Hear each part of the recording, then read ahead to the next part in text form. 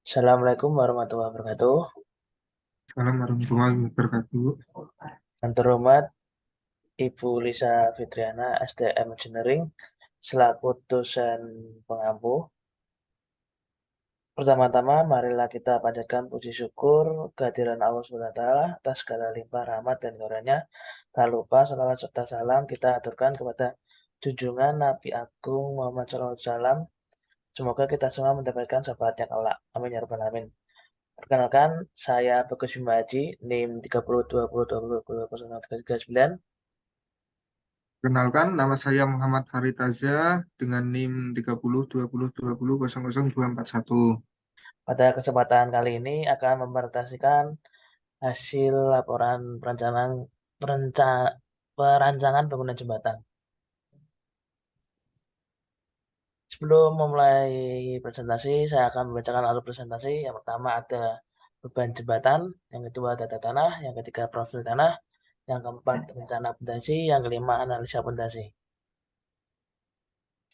Data umum, data produksi, jenis jembatan yaitu rangka baja, badan truss, panjang total jembatan 40 meter, lebar jembatan sendiri ada 15 meter, lebar lantai 7 meter, lebar lantai trotoar 1 meter kanan dan kiri, lebar segmen ada 5 meter, tinggi segmen 5 meter, tebal plat lantai 0,2 meter. Data lalu lintas ada jalan dan lebar jalur. Jalan memiliki satu jalur, dua jalur, dua arah, dan lebar lajur 5,5 meter. Berikut gambar data teknis potongan memanjang. Ada potongan jalan,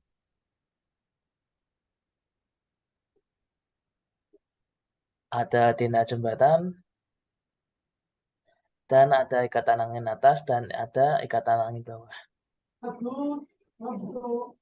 Dan ini bentuk program SAP-nya. Beban jembatan direncanakan sesuatu jembatan dengan beban netral yang akan dipukul pondasi tiang panjang sebesar 200 ton. Datanya. Dan ini ada data tanah yang sebelah kiri BIM 1, yang kanan BIM 2.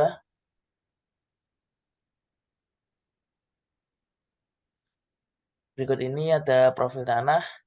Profil tanah PM1 tuh dalam kedalaman 0 sampai 2,5 meter itu menunjukkan jenis tanah kaku atau stiff.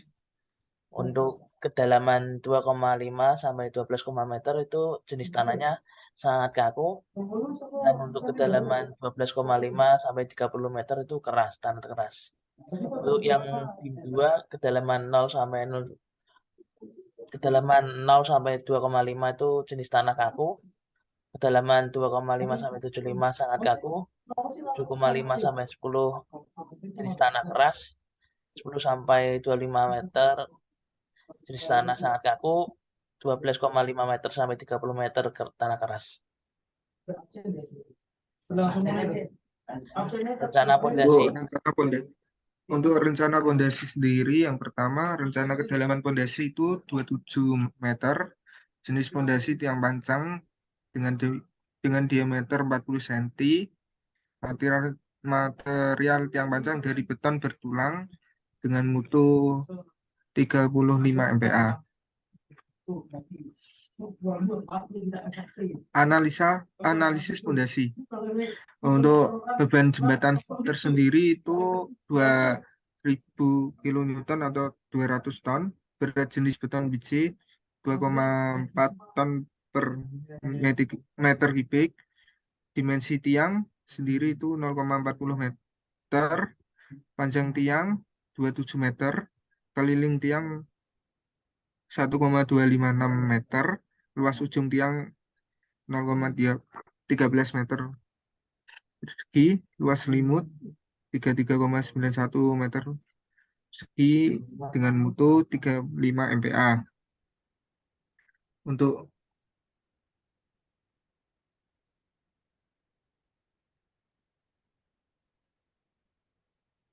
untuk daya dukung maksimum dan daya dukung izin, ultimate dan allowable tiang panjang tunggal dan kelompok menurut metode Meyerhof.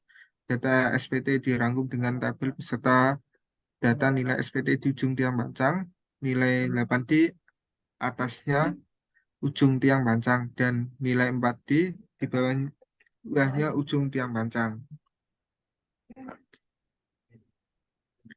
Kapasitas daya dukung ujung tiang panjang tunggal diperoleh NSPT di ujung tiang 8D untuk 60, lokasi ujung tiang 60, 27, 4D 60, 28,6, dan B rata-rata itu 60. Dengan IP 40 kali NB kali AP, NB-nya 60, AP-nya 0,13 meter persegi, IP 40 kali NB kali AP, IP sama dengan 40 kali 60 kali 0,13 meter persegi. IP atau kapasitas daya dukung ujung tiang panjang tunggal mendapatkan hasil 301,44 ton. Yang kedua, kapasitas daya dukung selimut tiang panjang tunggal atau GS. GS sendiri dengan rumus 0,2 kali N kali AS. N rata-rata 35,36, AS itu 33,91, GS 0,2, N kali AS, dan diperoleh IS-nya 239,85 ton. Untuk kapasitas daya dukung maksimum ultimate yang panjang tunggal, Q ultimate, QP plus QS, memperoleh 541,29 ton.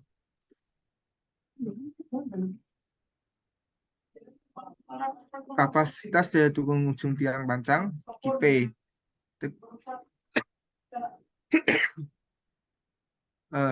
untuk tegangan izin sendiri itu mendapat 120 kilogram per sentimeter kubik, tiangnya itu 1256 cm persegi, P tiangnya, tegangan izin bahan kali tiang 120 kali 1256, mendapatkan hasil 150,72 ton. Untuk kapasitas daya dukung allowable izin tiang panjang tunggal, karena prosedur pengujian SPT yang tidak konsisten, hasil hitungan kapasitas dukung tiang menjadi tidak begitu akurat. Oleh karena itu, menyarankan menggunakan faktor aman yang agak lebih tinggi dari nilai normalnya. SF itu 25 sampai 4, diambil SF 3,5. Untuk kapasitas daya dukung 541,29 dibagi 3,5 mendapatkan hasil 154,5 ton.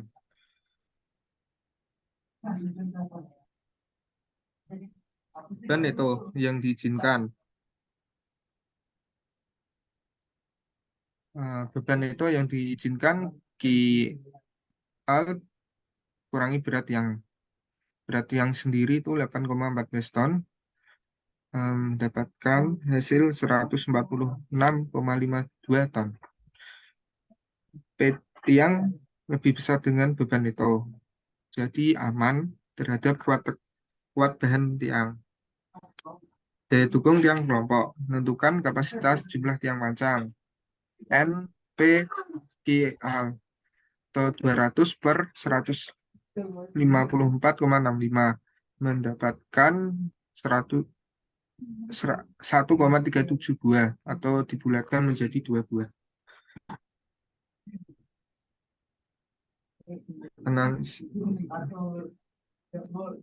Jarak antar tiang.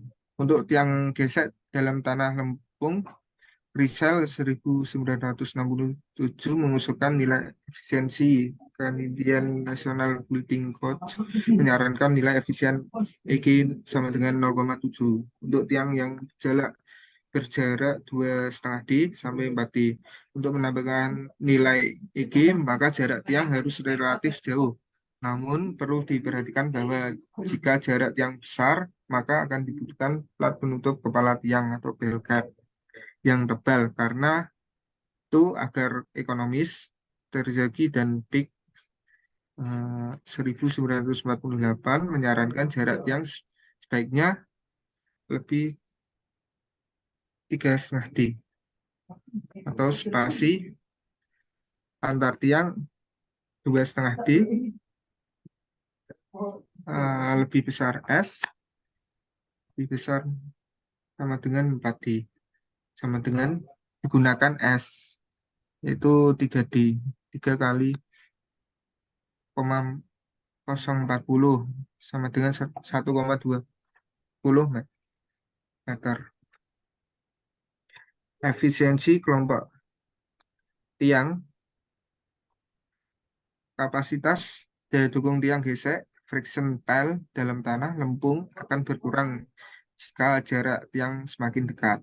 Beberapa pengamatan menunjukkan bahwa kapasitas daya dukung total dari kelompok tiang gesek, friction pile, khususnya tiang dalam tanah lempung, sering lebih kecil daripada hasil kali kapasitas dukung tiang tunggal dikalikan jumlah tiang dalam kelompoknya. Jadi besarnya kapasitas daya dukung menjadi tereduksi dengan nilai reduksi yang tergantung dari ukuran, bentuk kelompok, jarak, dan panjang tiang. Nilai pengali terhadap kapasitas dukung ultimate tiang tunggal dengan memperhatikan pengaruh kelompok tiang disebut efisiensi tiang atau IG.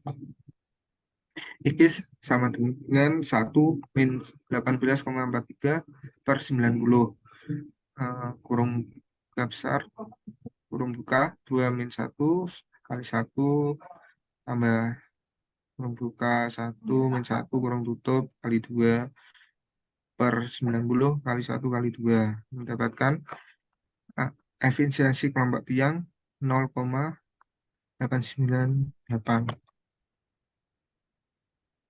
Menentukan kapasitas daya dukung kelompok tiang panjang tunggal IG. IG di mana daya dukung kelompok tiang N jumlah tiang panjang IL daya dukung izin tiang tunggal. Nanti masukkan jumlahnya 2, EG-nya efisiensi kelompok tiang 0,898 kali daya dukung izin tiang tunggal sama dengan 263,02 ton.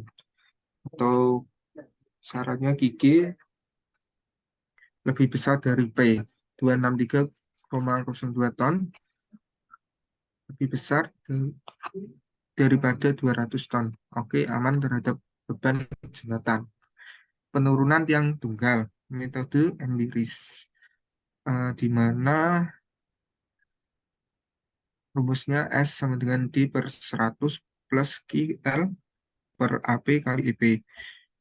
Untuk dimasukkan dengan 0, D-nya 0,4 meter per 100 dikali Q-nya sendiri itu 200 ton, L-nya 27 meter panjang tiang, AP 0,3. luas penambang tiang 0,13 meter persegi kali 2,7 EP 2,76 kali 10 pangkat 6 ton.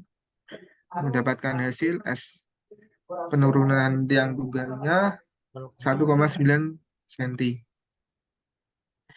Coelho dan Costello 1981 menyarankan cara empiris untuk menghitung kapasitas daya dukung tiang dalam tanah pasir dengan mempertimbangkan penurunannya. Cara ini didasarkan pada beban yang menyebabkan penurunan tiang 10% kali diameter 0,1 D. Jadi total penurunan elastis per satu tiang panjang adalah 1,5 cm. Atau penurunan yang diizinkan sama dengan 10% kali D, 10% kali 0,40, 0,040 meter atau 4 cm. Penurunan total tiang tunggal kurang dari penurunan yang diizinkan. Misal 1,9 cm, Hmm. untuk syarat lebih besarnya 4 cm, syarat terpenuhi. Terima kasih. Sekian presentasi kami. Apabila ada salah kata, saya mohon maaf. Assalamualaikum warahmatullahi wabarakatuh. Assalamualaikum warahmatullahi wabarakatuh.